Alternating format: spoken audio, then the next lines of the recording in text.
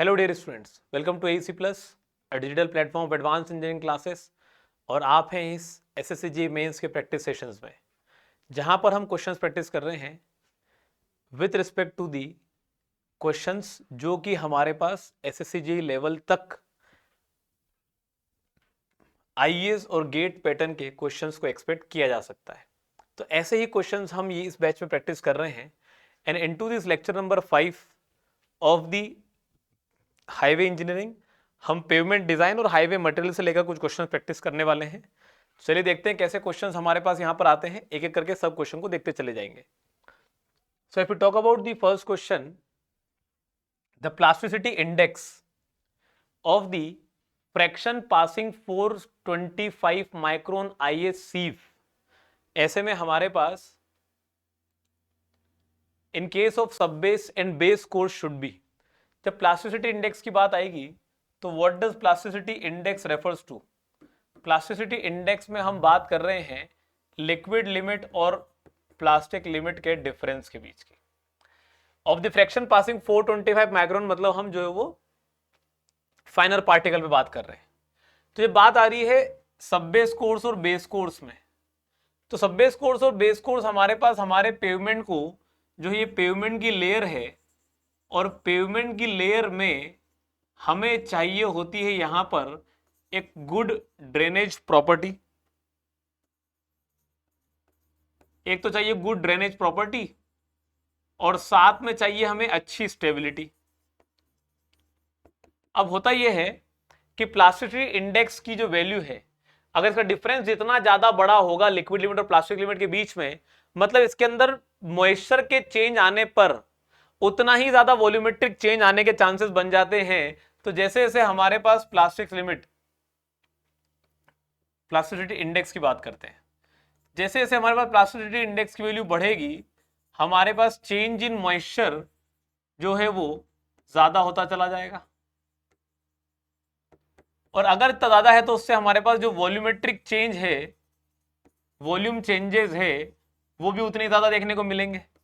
और उसका मतलब हमारे पास हमारे पेवमेंट की स्टेबिलिटी भी जो है वो उतनी ही कम देखने को मिलेगी। तो प्लास्टिसिटी इंडेक्स की वैल्यू छोटी जितनी होगी उतना ज्यादा बेहतर होगा। And for the case of the sub base and base course, the plasticity index value should be less than 6। ये हमें ध्यान रखकर चलने की जरूरत है। तो आंसर क्या हो जाएगा यहां पर? A is going to be the correct answer. ठीक है, हमारे पास should not be more than 25% and 6% respectively. क्या क्या? हमारे पास हमारे लिक्विड लिमिट और प्लास्टिसिटी इंडेक्स। ठीक है, ध्यान रखिएगा इस बात को। अगला सवाल पूछा है, which one of the following diagram illustrate the relationship between voids filled with mineral aggregates and percentage bitumen content in Marshall test।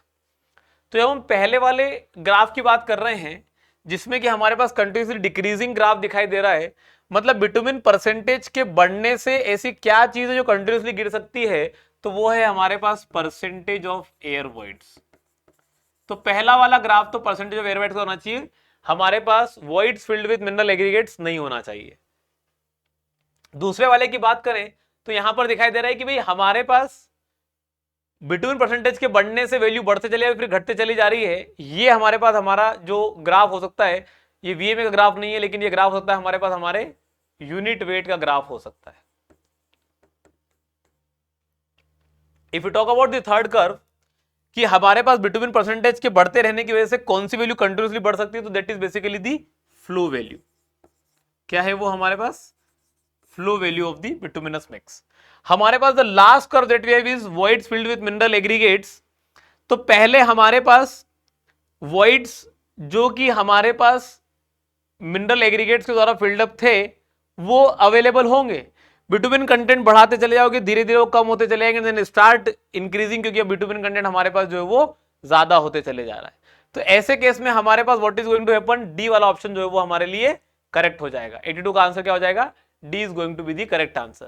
Voids filled with mineral aggregates, this is how the curve is being obtained. बाकी सारे curve जो है वो हमारे पास हमने already study कर लिए।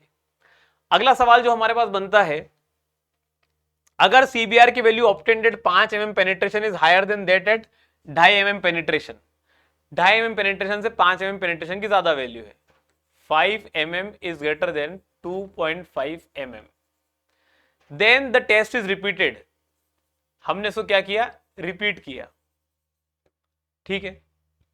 And if the check test reveals a similar trend, और रिपीट करने के बाद फिर से क्या आया, 5 mm की वैल्यू 2.5 mm से ज्यादा आई अभी भी, तो सीबीआर वैल्यू किसको लेके चलेंगे? जनरली सीबीआर वैल्यू जो लेके चली जाती है that is equal to, CBR is equal to maximum of 5 mm and 2.5 mm, मतलब 2.5 mm पेनिट्रेशन. इन दोनों में से ज्यादा बड़ी वैल्यू होती है उसी को लेके चला जा सकता है. लेकिन हमारे पास टेस्ट परफॉर्म करते वक्त in most of the cases 2.5 mm की वैल्यू ज्यादा ही आती है. तो हमें एक जनरल आइडिया लगता है कि टेस्ट परफॉर्म करेंगे, 2.5 mm पे ज्यादा बड़ी वैल्यू आएगी और उसी को लेके चल लेंगे.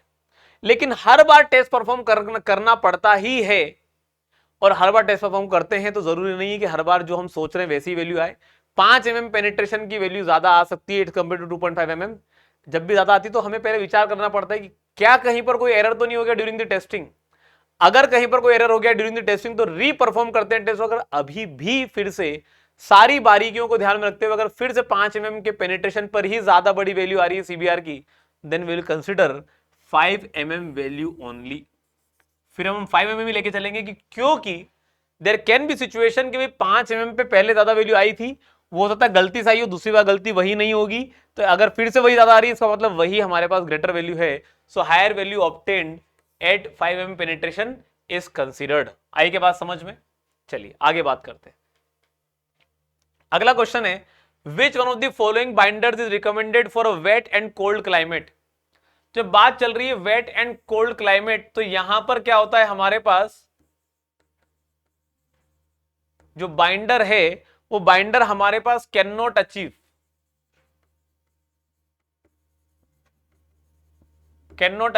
प्रॉपर बाइंडिंग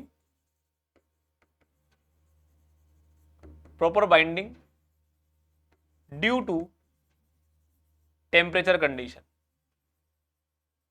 तो टेम्परेचर लंबे समय तक ठंडा होता है कोल्ड क्लाइमेटिक सिचुएशन में, तो हमारे पास उतना लंबा समय अवेलेबल नहीं है कि हम बाइंडर कंटेंट को उतना लंबे समय तक बाइंड करने की एबिलिटी रखने दें, और ऐसे में ये अच्छे से बाइंडिंग प्रॉपर्टी अचीव नहीं कर पाता है. So what do we do, हम हमारे बिटुमिन में ही कुछ ऐसे अलग अलग तरह के डाइल्यूएंट्स मिलाते हैं जिससे कि बिटुमिन की सेटिंग प्रॉपर्टी तेज हो जाए. Which is basically referred as cold climate और वेट कंडीशन में हम कटबैक्स का इस्तेमाल करते हैं, जहां पर हमारे पास क्यूरिंग इसे नाम दिया जाता है, जहां पर हमारे पास इसकी सेटिंग टाइम को अफेक्ट किया जाता है. और यहां पर हम रैपिड क्यूरिंग कटबैक बिटुमिन का इस्तेमाल करते हैं, जहां पर हमारे पास बहुत तेजी से सेटिंग प्रोसेस अचीव हो जाता है. तो आंसर क्या होगा, यहां पर कटबैक का इस्तेमाल होगा. टार होता है जनरली हमारे पास रोड टार, जो कि हमारे पास सरफेस ड्रेसिंग में काम आता है, सरफेस ड्रेसिंग में काम आ जाएगा, ग्राउटिंग में काम आ जाएगा, इन डिफरेंट पर्पसेस, प्रीमिक्सेस बनाने में काम आ जाएगा. ये हमारे पास रोड टार हो जाता है इन नॉर्मल सिचुएशन. 80 और 100 पेनिट्रेशन एस्फाल्ट जो है ये हमारे पास सिर्फ इसकी ग्रेडिंग को बता रहा है, जो कि इसकी अच्छी प्रॉपर्टी को इंडिकेट कर रहा है, उतना सॉफ्टनेस को बता रहा है. इमल्शन जनरली हमारे पास कहां पर यूज होगा, रेनी सीजन में यूज होगा, क्योंकि यहां पर हमारे पास पानी का होने का चांसेस ज्यादा है, और इमल्शन हमारे पास जो है वो क्या करता है, हमारे बिटुमिन को एक्वस मीडियम में भी बेहतर तरीके से डिसॉल्व करने की एबिलिटी रखने के लिए इमल्शन बनाया जाता है. तो हमारे पास इमल्शन रेनी सीजन में जनरली पैच रिपेयर वर्क में इस्तेमाल होता है. आंसर यहां से क्या होगा, C is going to be the correct answer. अगला सवाल पूछा है, with reference to the Marshall mix design criteria for highways which one of the following pairs is not correctly matched. ये आपको जो है वो ध्यान रखना है, डायरेक्ट वैल्यूज हैं. Marshall mix design criteria for highways which one of the following is not correctly matched. Stability value generally हमारे पास 300 kg 340 kg के बराबर होनी चाहिए minimum, this is very much correct. Flow value हमारे पास 8 से 16 के बीच में होनी चाहिए, दिस इज वेरी करेक्ट. हमारे पास यहाँ पर वॉइड्स फिल्ड विद बिटुमिन जो है वो 50 से 75%, this is basically wrong value. ये हमारे पास 75 to 85% तक जाना चाहिए। और वहीं पर percentage air voids filled with bitumen, ये भी हमारे पास 3 से 5% के बराबर होना चाहिए। This is correct. तो ये बात ध्यान रखिएगा कि वैल्यूज तो ये सारी सही है, बस खाली ये वाली वैल्यू गड़बड़ है, तो आंसर क्या हो जाएगा, सी वाला आंसर सही हो जाएगा।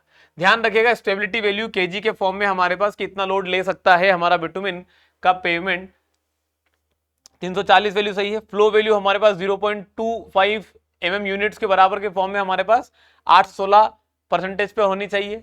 Air voids in total mix in percentage के फॉर्म में 3 से 5% और वॉइड फिल्ड विद बिटुमिन 75 से 85 होना चाहिए। ठीक है। Mixes with very high Marshall stability values and low flow values are not desirable, क्योंकि इनमें बाइंडिंग प्रॉपर्टी अच्छी देखने को नहीं मिलेगी, फ्लेक्सिबिलिटी थोड़ी सी कम मिलेगी, कॉम्पेक्टिव एफर्ट जो है वो इतना अच्छा नहीं मिल पाएगा। तो ऐसे में हमारे पास ये वाले हमारे मिक्स डिजाइन कंसिडर नहीं किए जाते। अगला है हमारे पास for carrying out bituminous patch during rainy season. अभी हम लोगों ने पढ़ा अगर हमें पैच रिपेयर वर्क करना होता है रेनी सीजन के टाइम पे, मोस्ट सुटेबल बाइंडर इज क्या इस्तेमाल होगा, तो रोड टार रेनी सीजन में इस्तेमाल नहीं होगा। हॉट बिटुमिन जनरली हमारे पास मोपिंग में काम आता है। मोपिंग में काम आता है, किस लिए काम आता है, generally for the purpose of अगर आपको वाटर प्रूफ बनाना हो, किसी को लीक प्रूफ बनाना हो, उस केस में इस्तेमाल होता है। कटबैक बिटुमिन सिर्फ हमारे पास क्या है, सेटिंग टाइम को अफेक्ट करने के लिए होता है, तो ये भी यूज नहीं होगा। Bitumen emulsion is going to be the correct answer. हमारे पास आंसर क्या हो जाएगा, bitumen emulsion. Another question that we have is bitumen grade 80/100 indicates that under the standard test condition penetration value of bitumen would vary from. तो हमारे पास penetration value of bitumen would vary from कहां से कहां तक very करेगी, तो ऐसे में हमारे पास आपको याद होगा बिटुमिन पेनिट्रेशन की जो वैल्यू हम 1/10 ऑफ द पेनिट्रेशन में इंडिकेट करते हैं हमेशा। तो अगर रिप्रेजेंटेशन 80 और 100 से करा जाता है तो इसका 1/10 क्या होगा, 8 से 10 mm के बराबर। तो 8 से 10 mm is going to be the correct answer. Answer क्या हो जाएगा, B is going to be the correct answer. अगला सवाल है हमारे पास, which one of the following curves illustrate the correct relationship between percentage voids in total mix and percentage bitumen. अभी हम लोगों ने पढ़ा था वैल्यू कंटिन्यूअसली कब बढ़ती रहती है, वो है फ्लो वैल्यू। बिटुमिन कंटेंट बढ़ाओगे फ्लो वैल्यू बढ़ती चली जाएगी। वैल्यू हमारे पास कंटिन्यूअसली बढ़ती चली जा रही है, अगेन दी सेम। हमारे पास यहां पर ये वाले तीनों के तीनों कर्वेचर एकदम ऑलमोस्ट सेम है। ये वाला कर्वेचर ही हमारे पास बता रहा है कि परसेंटेज ऑफ टोटल वॉइड जो है वो बिटुमिन कंटेंट के बढ़ने से कम होंगे। यही हमारे पास करेक्ट आंसर निकल कर आएगा, क्योंकि बिटुमिन कंटेंट ही है जो उसको क्या करेगा, फिलअप करने का काम करेगा। तो आंसर क्या हो जाएगा, C is going to be the correct answer. ठीक है।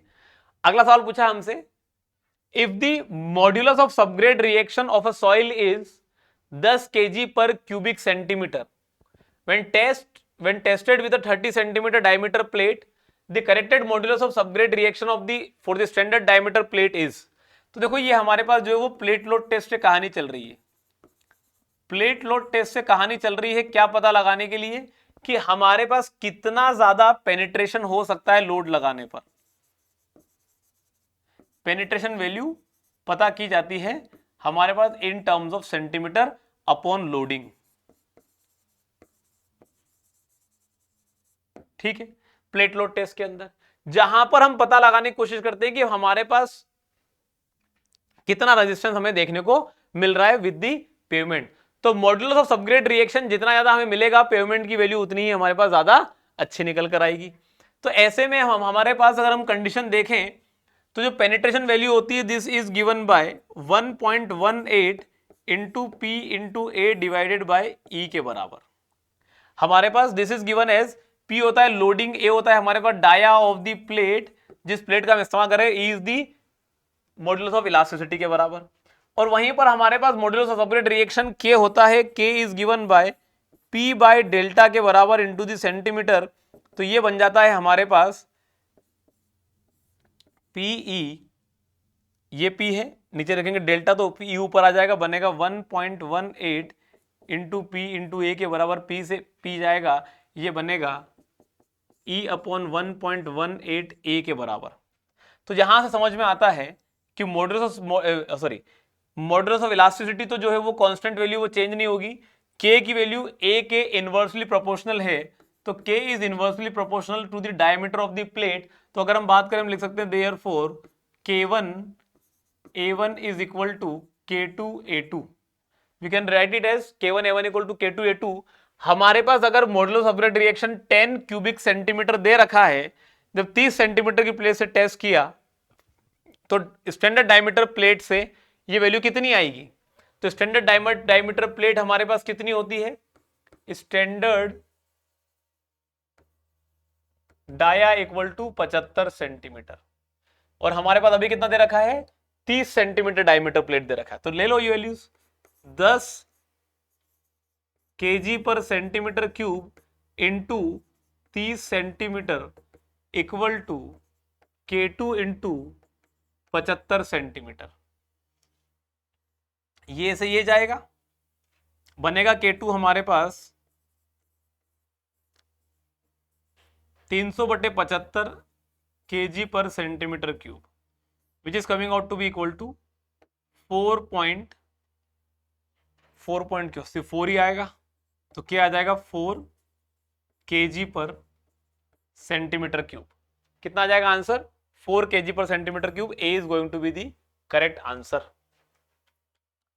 अगला सवाल है हमारे पास, modulus of subgrade reaction using 30 centimetre diameter plate is obtained as 200 newton पर centimetre cube. Value of same, मतलब modulus of grade reaction newton पर सेंटीमीटर क्यूब में कितना होगा using the standard plate will be. फिर से वही हमारे पास कैलकुलेशन है, बड़ा आसान सी केस लेके चल सकते हैं। K1 A1 equal to K2 A2 directly relate कर सकते हैं इससे। तो K2 कितना आ जाएगा? K2 आ जाएगा K1 इंटू A1/A2, और K1 ऑलरेडी दे रखा है हमें कितना? 200 न्यूटन पर सेंटीमीटर क्यूब, इंटू A1 है 30 सेंटीमीटर की डाया प्लेट, और A2 होगा हमारे पास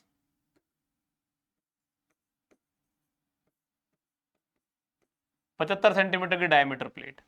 तो ये कितने से जा सकता है हमारे पास? अब ये निकल कर आएगी वैल्यू कितनी, तो इसको कैलकुलेट कर सकते हैं। This would come out to be as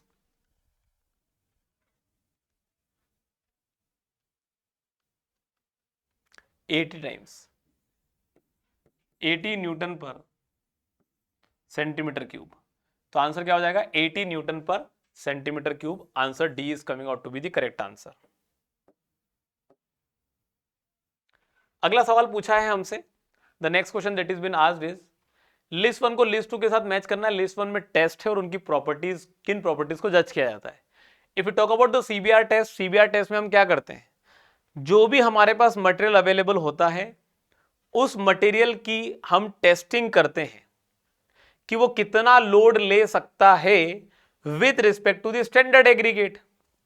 तो सिर्फ लोडिंग कैरेक्टरिस्टिक्स पर ही सवाल बनता है यहां पर कि भाई कितना लोड हम ले सकते हैं, कितना स्ट्रेस झेला जा सकता है with respect to the standard aggregate हमारे किसी अलग अलग लेयर के मटेरियल्स पर। तो यहां पर हम जो है वो मॉड्यूलस ऑफ सबग्रेड रिएक्शन निकालते हैं क्या? नहीं। सॉइल की स्ट्रेंथ पे काम करते हैं क्या? एक्सुडेशन एंड एक्सपांशन प्रेशर पे काम करते हैं क्या? कि शेयर पैरामीटर पे काम करते हैं? भाई काम करते हैं सॉइल स्ट्रेंथ के ऊपर। तो आर्बिट्ररी सॉइल स्ट्रेंथ, कोई भी सॉइल की स्ट्रेंथ पता की जा सकती है with respect to the standard aggregates. तो ये सीबीआर टेस्टिंग में होता है। ए के लिए 2 हो जाएगा फिक्स, तो ए के लिए अगर 2 हो गया फिक्स तो 1 और 1 तो ये तो गायब हो गए। बात आती है plate bearing test. Plate bearing test के अंदर हम पता करते हैं कि किसी भी सॉइल के ऊपर हम प्लेट को रखकर वहां पर हम उस पर लोड लगा के चेक करने की कोशिश करते हैं कि कितना डिफ्लेक्शन देखने को मिल रहा है। तो अल्टीमेटली हम ये चेक करना चाहते हैं कि भाई सॉइल कितना हमारे पास रिएक्शन दे पाता है, ठीक है, कितना कम पेनिट्रेशन शो कर पाता है। तो मॉड्यूलस ऑफ सबग्रेड रिएक्शन पता किया जाता है प्लेट बियरिंग टेस्ट से। तो बी के लिए 1 सही हो जाएगा और बी के लिए 1 सही हो जाएगा। तो ऐसे में हमारे पास या तो ये या फिर ये दोनों सेम है। तो दोनों सेम है तो ये दोनों तो आंसर हमारे पास वैसे ही ऐसे होने चाहिए थे। ये तो इन्होंने आसान करके दे दिया। One is the triaxial test and one is the stabilometer and cohesiometer test. तो triaxial test is generally performed, ये आप सॉइल मैकेनिज्म पढ़ते हो, जहां पर हम shear strength parameter of the soil पता लगाने की कोशिश करते हैं with respect to the different theories, जिनमें से हमारे पास शेयर पैरामीटर की टेस्टिंग यहां पर परफॉर्म की जाती है। तो सी के लिए अगर 4 हो जाएगा तो डी के लिए क्या हो जाएगा, 3 हो जाएगा। स्टेबिलोमीटर और कोहेजन मीटर के अंदर हम जनरली पानी का प्रेजेंस रख के देखना चाहते हैं कि कहां से वो हमारे पास एक्सपेल आउट करता है, तो यहां पर हमारे पास एक्सुडेशन और एक्सपेंशन प्रेशर की बात चलती है, तो डी के लिए 3 हो जाएगा, सी के लिए 4 हो जाएगा, तो सी के लिए 4, डी के लिए 3, आंसर क्या हो जाएगा, D is going to be the correct answer. D क्या है, करेक्ट आंसर निकल कर आ जाएगा।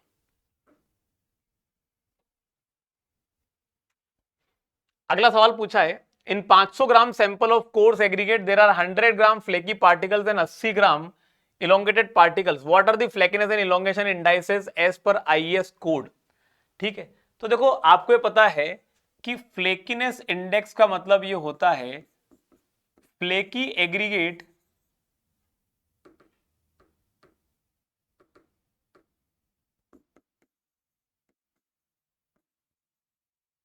Divided by total aggregate into 100। तो फ्लेकी एग्रीगेट कितने हो जाएंगे हमारे पास, this is going to be equal to, total aggregate है 500 ग्राम का सैंपल है, उसमें से कितने फ्लेकी है, तो 100 ग्राम है, तो 100 divided by 500 into 100 would come out to be as 20% के बराबर। और वहीं पर अगर पता लगाना है कि इलोंगेशन इंडेक्स कितना है, तो कितने एग्रीगेट ऐसे हैं जो इलोंगेटेड की कैटेगरी में है, डिवाइडेड बाय टोटल एग्रीगेट कितने हैं ये पता करने की जरूरत है, इंटू 100। तो इलोंगेटेड कितने हैं, आज वो है 80 ग्राम, डिवाइडेड बाय 500 ग्राम इंटू 100। हमेशा नीचे क्या लेंगे, टोटल एग्रीगेट लेंगे। ठीक है, तो हमारे पास जो है वो टोटल मिला के पूछा गया है, ये कितना हो जाएगा, this is coming out to be equal to how much, 16% के बराबर। टोटल कितना आ जाएगा, 36% of the particles are elongated and flakiness. ठीक है, तो फ्लेकी एग्रीगेट कितना आ जाए, 36% के बराबर। B is going to be the correct answer. अगला सवाल पूछा है कैलिफोर्निया बियरिंग रेशियो। तो कैलिफोर्निया बियरिंग रेशियो में what do we basically do is, क्या पता करते हैं हम, measure of soil strength, measure of soil identification, measure to indicate the relative strength of paving material and measure of shear strength under lateral confinement. तो देखो आप ये समझने की कोशिश करना, जब भी हम shear strength under lateral confinement की बात करते हैं, ये हमारे पास जो है वो हमारे ट्राई एक्शियल टेस्टिंग के अंदर होता है, ट्राई एक्शियल टेस्ट के अंदर होता है, तो सीबीआर के अंदर तो नहीं होता। मेथड ऑफ सॉइल आइडेंटिफिकेशन, ये हमारे पास जो है वो इसके लिए अलग अलग मेथड्स हैं, जिसमें सीबीआर के थ्रू हम सॉइल का आइडेंटिफिकेशन नहीं करते। तो ये हमारे पास जो है वो सॉइल क्लासिफिकेशन की बातें हैं जो कि हम परफॉर्म कर सकते हैं सीव एनालिसिस से। सीव एनालिसिस के साथ में हम जो है पता कर सकते हैं सेडिमेंटेशन एनालिसिस के साथ में। तो ये हमारे पास वहां पर सॉइल आइडेंटिफिकेशन हो जाएगा। If you talk about the major of soil strength, तो सॉइल की स्ट्रेंथ पता करने का तरीका जो है वो हमारे पास हम अलग अलग तरीके से कर सकते हैं by directly performing the test on it. लेकिन कैलिफोर्निया बियरिंग रेशियो जो है, ये रेशियो का मतलब समझ में आता है कि हमारे पास किसी के रिस्पेक्ट में की जाती है, किसी के रिस्पेक्ट में की जाती है। किसके रिस्पेक्ट में की जाएगी, measure to indicate the relative strength, relative strength मतलब किसी के रिस्पेक्ट में, ऑफ पेविंग मटेरियल, किसके रिस्पेक्ट में, तो with respect to standard aggregate, with respect to standard aggregate. तो आंसर क्या हो जाएगा यहां पर, C is going to be the correct answer. अगला सवाल पूछा है what are the standards for testing of road macadam in aggregate impact test. तो किसी भी एग्रीगेट इंपैक्ट टेस्ट में हमें स्टैंडर्ड्स क्या फॉलो करना है। तो एग्रीगेट इंपैक्ट टेस्ट जनरली हमारे पास क्या बताता है, जब हम इंपैक्ट लगा रहे हैं तो रिपीटेड जो हमारे पास हमारा रिपीटेड इंपैक्ट लोड लगेगा, उसमें हम क्या बताने की कोशिश करते हैं, we try to, repeated impact में हम जो है वो इसकी टफनेस बताने की कोशिश करते हैं। और इसको हम किससे करेंगे, हैमर ब्लो से करेंगे। हैमर ब्लो एपरेटस से हम जो है वो इसको परफॉर्म करेंगे, जहां पर 13.5 से 14 kg तक का हमारा हैमर होता है। तो ये दोनों ऑप्शन गलत हो गए। जिसको हम एक पर्टिकुलर हाइट से फॉल कराते हैं from a height of 38.5 plus minus centimetre के हाइट से फॉल कराते हैं, तो ऑप्शन ये भी गलत हो जाएगा। ऑप्शन तो एक ही बचेगा, ए वाला, जिसमें हम 15 नंबर ऑफ ब्लोज देकर हम पता लगाने की कोशिश करते हैं कि भाई हमारे पास आखिरी में कितने परसेंटेज ऑफ एग्रीगेट्स ऐसे हैं जिनका चूरा हो चुका है, और उसी चूरे को पता लगाकर हम एग्रीगेट इंपैक्ट वैल्यू बताते हैं। जितनी ज्यादा एग्रीगेट इंपैक्ट वैल्यू उतनी ही कम टफनेस कहलाएगी। तो ध्यान रखिएगा, आंसर क्या हो जाएगा, A is going to be the correct answer. Which one of the following diagram illustrate the relationship between flow value and percentage bitumen? अभी हम लोगों ने देखा फ्लो वैल्यू, ये है यूनिट वेट का, ये यूनिट वेट का कर्व हमारे पास, ये है हमारे पास टोटल एयर वॉइड्स का कर्व है हमारे पास। This is the curve of the, we can indicate it by the stability value, और हम इसको इंडिकेट कर सकते हैं एज द फ्लो वैल्यू। तो फ्लो वैल्यू का सही कर्व क्या माना जाएगा कि समय के साथ, मतलब बिटवीन परसेंट बढ़ाते रहने के साथ फ्लो वैल्यू बढ़ती चली जाएगी हमारे बिटुमिनस मिक्स की। ठीक है, आंसर क्या हो जाएगा, C is going to be the correct answer. Again the same criteria that we have. ठीक है, अगला सवाल पूछा है, what are the maximum value of CBR and minimum value of GI of any material respectively. तो देखो दोनों ही टेस्ट है, सीबीआर टेस्ट की बात करूं या जीआई टेस्ट की बात करूं, दोनों ही किसके ऊपर होते हैं हमारे pass on material of layer of road. क्या पता लगाने के लिए कि किस स्ट्रेंथ का हमारा मटेरियल है, अच्छी है तो इसके ऊपर हमें कम क्वालिटी का या कम स्ट्रेंथ का हम जो है वो लेयर लगा सकते हैं, या फिर ज्यादा अच्छी स्ट्रेंथ का लेयर लगा सकते हैं, ज्यादा अच्छी प्रॉपर्टी का लेयर लगा सकते हैं, किसी का भी लगा सकते हैं।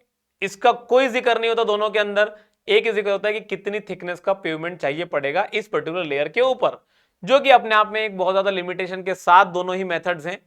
अगर बात करें दोनों ही मेथड में, सीबीआर मेथड के अंदर हम क्या करते हैं, हम सॉइल की स्ट्रेंथ पता लगाने की कोशिश करते हैं, जहां पर हमारे पास सीबीआर के अंदर what we do is, CBR value पता करते हैं load of soil sample with respect to load of standard aggregate. मैं वो शॉर्ट में लिख रहा हूं, समझाते हुए आपको बताते चले जा रहा हूं कि सॉइल सैंपल कितना लोड ले सकता है 2.5 mm पेनिट्रेशन दिखाने के लिए, with respect to standard aggregate कितना लोड ले सकते हैं 2.5 mm पेनिट्रेशन दिखाने के लिए, उतने ही mm पर कितने परसेंटेज सीबीआर की वैल्यू आ सकती है वो निकल कर आ जाएगी। तो हमारे पास अगर जितना स्टैंडर्ड एग्रीगेट ने लोड ले लिया उतना ही लोड अगर सॉइल सैंपल ने लिया तो वैल्यू कितनी आ जाएगी 100%। तो मैक्सिमम वैल्यू सीबीआर की कितनी हो सकती है 100% के बराबर। ठीक है, तो मैक्सिमम वैल्यू ऑफ सीबीआर 100% हो सकती है, तो आंसर कितना हो जाएगा, ये भी सही हो जाएगा, ये भी सही हो जाएगा, ये भी सही हो जाएगा, ये गलत हो जाएगा। ठीक है, अगली बात करते हैं, हमारे पास ये भी गलत हो जाएगा, ये 10 लिखा हुआ है, मैक्सिमम तो 100 तक जा सकती है। मिनिमम वैल्यू ऑफ जीआई जो है वो हमारे पास क्या होती है, जीआई की वैल्यू वेरी करती है 0 से 20 के बीच में। तो जितनी कम वैल्यू जीआई की होगी उतनी ही ज्यादा अच्छी क्वालिटी का मटेरियल होगा और उसके ऊपर उतनी ही छोटी थिकनेस की लेयर लगाई जाएगी। तो जीआई की वैल्यू में मिनिमम वैल्यू 0 तक जाती है और मैक्सिमम 20 तक जाती है, तो हमारे लिए आंसर क्या हो जाएगा, A is going to be the correct answer. Minimum value of GI is 0, जो कि हमारे लिए सही आंसर है। Which one of the following test is performed in the laboratory to determine the extent of weathering of aggregates for roadworks? तो जब हम बात करते हैं वेदरिंग ऑफ एग्रीगेट्स की बात करनी है तो साउंडनेस टेस्ट से परफॉर्म करते हैं bye the help of Na2SO4 and MgSO4, जिसके अंदर हम मल्टीपल डिपिंग्स करके हम जो है वो समय के साथ पता लगाने की कोशिश करते हैं कितना परसेंटेज चेंज निकल कर आता है। The percentage in case of Na2SO4 should not be greater than 12% and in case of MgSO4 should not be greater than 18% of the dry weight, जो कि इसका शुरुआत में रहा हो। अगर इससे ज्यादा होता है तो साउंडनेस हमारे पास मतलब अनसाउंडनेस कहलाएगा, वेदरिंग का इफेक्ट ज्यादा देखने को मिलेगा ऐसे एग्रीगेट में, तो हमें ऐसे एग्रीगेट नहीं चाहिए होते हैं। आंसर तो क्या होगा, यही होगा। क्रशिंग टेस्ट जनरली क्या पता लगाता है, ये ग्रेजुअल लोडिंग टेस्ट पता लगाता है या फिर ग्रेजुअल लोड रेजिस्टेंस पता लगाता है। लिख सकते हैं इसको, resistance against gradual load, resistance against gradual load पता लगाता है। वहीं पर इंपैक्ट टेस्ट जो है वो रेजिस्टेंस अगेंस्ट टफनेस को पता लगाता है। एक्चुअली इसे कहते हैं टफनेस टेस्ट है, और ये रेजिस्टेंस अगेंस्ट इंपैक्ट या रिपीटेड इंपैक्ट लोडिंग पता लगाता है। मैंने उसे दोनों को इन्वर्स करके लिख दिया है। एब्रेशन टेस्ट के अंदर हम पता लगाते हैं resistance against abrasion by the help of what, Los Angeles apparatus. तो आंसर क्या हो जाएगा यहां पर हमारा पास, A is going to be the correct answer. अगला सवाल पूछा है हमसे, which one of the following is not a desirable property of the subgrade soil. Subgrade soil मतलब क्या, हमारे पास lowest layer, lower most layer of pavement, जिसको कि हम लेयर के रूप में काउंट करते हैं लेकिन थिकनेस के टाइम पे नहीं काउंट करते। Not counted as, not counted in thickness, not counted in thickness. और यहां पर हमारे पास अगर हम अगली बात करें तो यहां पर हमारे पास सॉइल सबग्रेड जो है, इसमें इसी का जो टॉप 50 सेंटीमीटर होता है इज वेल कॉम्पैक्टेड। ठीक है, अब बात करें कौन सी प्रॉपर्टी हमें नहीं चाहिए। स्टेबिलिटी बिल्कुल चाहिए, अगर यही स्टेबल नहीं हुआ तो ऊपर की सारी लेयर बिखर जाएगी, तो स्टेबिलिटी तो चाहिए। ईज ऑफ कॉम्पैक्शन, जब ऊपर की टॉप मोस्ट 50 सेंटीमीटर की लेयर का कॉम्पैक्शन करवाना है उसकी बाद ही लेयर बिछा सकते हैं, तो कॉम्पैक्शन तो आसानी से होना चाहिए। Good drainage, the subgrade should also have sufficient amount of drainage, otherwise अगर बेस सब बेस लेयर से पानी ड्रेनेज तक, सॉरी सबग्रेड तक गया भी सही, तब भी हमारे पास पेमेंट के फेलियर होने के चांसेस है अगर इसका ड्रेनेज अच्छा नहीं हुआ तो। एंड बिटुमिन एडेशन, बिटुमिन के एडेशन से रिक्वायरमेंट ही नहीं है, क्योंकि सबग्रेड के ऊपर आता है सब बेस।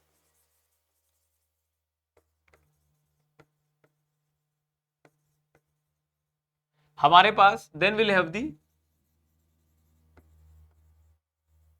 सरफेस कोर्स, तो यहां पर चाहिए बिटुमिन एडिशन इसके और इसके बीच में, और इनके पार्टिकल के बीच में चाहिए, यहां पर नहीं चाहिए। क्लियर है बात इतनी? तो आंसर क्या हो जाएगा, D is going to be the correct answer. ठीक है, अगला सवाल पूछा है, the consider the following statements, the minimum value of group index for soil can be taken as 0। बिल्कुल सही बात है, जीआई की वैल्यू हमारे पास जितनी छोटी होगी उतना ज्यादा अच्छा होगा, बेटर द मटेरियल, मटेरियल उतना अच्छा होगा। The maximum possible value of group index for soil is 20। ये दोनों ही स्टेटमेंट बिल्कुल सही है, इनमें से कौन सा सही है तो वो क्या आएगा, दोनों ही सही निकल कर आएंगे। More the value of group index poor will be the quality of the material and more the thickness of the pavement या more the thickness of the layers above it will be required for construction of pavement. तो answer क्या हो जाएगा इसका, A is going to be the correct answer. अगला सवाल पूछा है, consider the following statements regarding ductility of bitumen. तो ductility is the property which does not permit bitumen to undergo large deformation without breaking. भाई बिल्कुल गलत बात है, ductility is the property which does not, तो विच डज नॉट की बजाय does not को हटाते हैं, बनता है sentence which permit bitumen to undergo large deformation without breaking in form of wire, in form of wire. तो पहला वाला स्टेटमेंट गलत है। हम यही पता करने की कोशिश करते हैं कि भाई जब हमारे पास sufficient amount of ductility value होगी तो किसी भी पेवमेंट में एग्रीगेट के ऊपर लोड आएगा, एग्रीगेट्स का हमारे पास जो है वो थोड़ा बहुत डिफॉर्मेशन होगा। अगर डक्टिलिटी वैल्यू अच्छी हुई तो there will be sufficient amount of lubrication, sufficient amount of compactive effort में हमारे पास हमारे पार्टिकल अलग अलग नहीं होंगे और वापस से हमारा पार्टिकल जो है वो आसानी से अपने शेप को रीगेन कर सकता है। मतलब जो वो पेवमेंट हमारे पास लंबे समय तक वैसा ही रह सकता है, बिखरेगा नहीं। Bitumens with high ductility are generally adhesive but do not have good cementing properties. तो जिनमें हाई डक्टिलिटी वैल्यू होती है are generally adhesive but do not have good cementing property. यार ये गलत है, जिनकी डक्टिलिटी वैल्यू अच्छी होती है उनकी सीमेंटिंग प्रॉपर्टी अच्छी नहीं हो, ऐसा नहीं हो सकता। तो दिस इज ऑल्सो रॉन्ग। भाई बिटुमिन के पास किसी एग्रीगेट को आपस में बाइंड करने की प्रॉपर्टी बहुत अच्छी होती है अगर उसके बाद डक्टिलिटी वैल्यू अच्छी हो तो। Ductility must be ascertained at two different temperatures in order to pronounce on the stability of suitability of the material। क्यों? क्योंकि हमारे पास because of different grades of bitumen. तो कोई बिटुमिन किसी अलग टेम्परेचर पे कैसा बिहेव कर रहा है, किसी अलग टेम्परेचर पे कैसा बिहेव कर रहा है, वो डिपेंड करेगा उसकी ग्रेड के ऊपर, उसकी अलग अलग प्रॉपर्टीज के ऊपर।